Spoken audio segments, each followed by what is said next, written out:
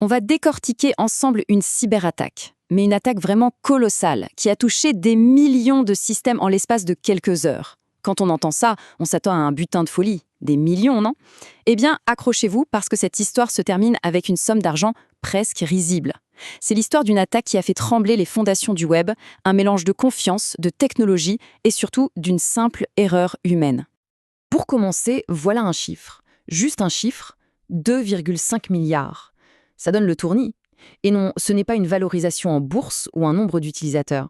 C'est le nombre de fois que le code qui a été compromis est téléchargé, chaque semaine. On parle ici d'une attaque sur ce qu'on appelle la chaîne d'approvisionnement logiciel, via NPM, qui est en quelque sorte la colonne vertébrale de tout le web moderne. Alors, c'est quoi une attaque de la chaîne d'approvisionnement? Eh bien, c'est assez simple à comprendre.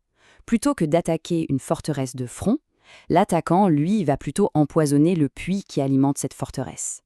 Et c'est exactement, mais alors exactement ce qui s'est passé. En infectant juste quelques bouts de code ultra populaires, les pirates ont provoqué un effet domino dévastateur à travers tout l'écosystème JavaScript. Ce qui est dingue dans cette histoire, c'est que cette attaque massive ne commence pas par une faille technique hyper complexe. Non. Ça commence par une histoire profondément humaine. Tout a basculé à cause d'une petite erreur. Un seul et unique clic. Alors voilà le déroulé. Tout part d'un email de phishing, un hameçonnage, mais un qui est particulièrement bien fait. Le développeur, Josh Junan, reçoit une alerte de sécurité qui a l'air 100% légitime. Il se dit qu'il faut agir vite, il clique sur le lien, rentre ses identifiants et voilà. Sans même s'en rendre compte, il vient de filer les clés de son royaume numérique aux attaquants. Jetez un œil au message qu'il a reçu. C'est un grand classique, mais c'est terriblement efficace. Le ton est direct, ça crée un faux sentiment d'urgence et ça imite à la perfection une vraie communication officielle. Franchement, on comprend très bien comment même un développeur chevronné a pu se faire avoir. Et c'est là que ça devient vraiment intéressant. C'est de comprendre pourquoi ce développeur en particulier était une cible en or. Josh Junan, il maintient des paquets comme Chulk ou Debug. Ce sont des outils absolument fondamentaux, utilisés par des millions d'autres projets. Donc, en le piratant lui, les attaquants s'assuraient une diffusion quasi instantanée de leur code malveillant. Une fois qu'ils ont eu les clés, les pirates n'ont pas traîné. Mais l'arme numérique qu'ils ont utilisée était loin d'être ordinaire. Elle était conçue pour être incroyablement subtile, vraiment trompeuse. Le malware, c'est ce qu'on appelle un crypto-clipper. Le but est tout bête, voler de la crypto-monnaie.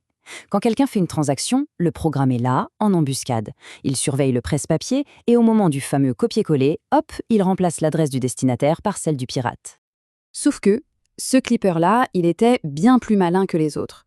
Il ne se contentait pas de remplacer l'adresse par n'importe quoi, non, il avait une technique bien à lui pour passer complètement sous les radars. Et voilà l'astuce. C'est assez génial dans le genre malveillant. Le malware utilisait un algorithme, la distance de Levenshtein, pour calculer à quel point deux chaînes de caractères se ressemblent visuellement. Donc, au lieu de mettre une adresse au pif, il cherchait dans sa base de données une adresse qui ressemblait comme deux gouttes d'eau à celle de la victime. Imaginez ça avec deux adresses de portefeuille de 42 caractères, qui ne diffèrent que d'un seul chiffre. L'œil humain est tout simplement incapable de voir la différence. La vigilance ne sert plus à rien. Bon, l'attaque est en place, le piège est parfait et le code malveillant se répand à une vitesse folle. La grande question maintenant, c'est quel est le bilan de cette opération si bien montée? Pendant à peu près 2 heures, c'était le chaos total.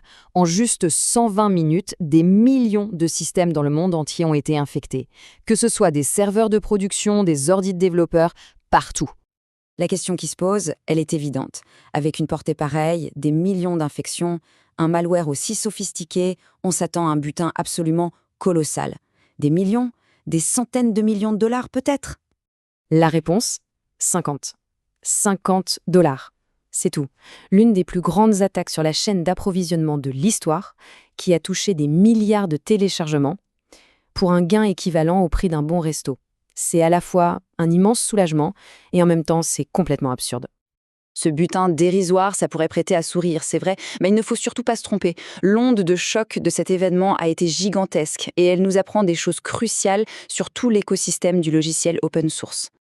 Cette citation, tirée d'un commentaire en ligne, elle résume parfaitement ce que la communauté des développeurs a ressenti, un profond sentiment de vulnérabilité.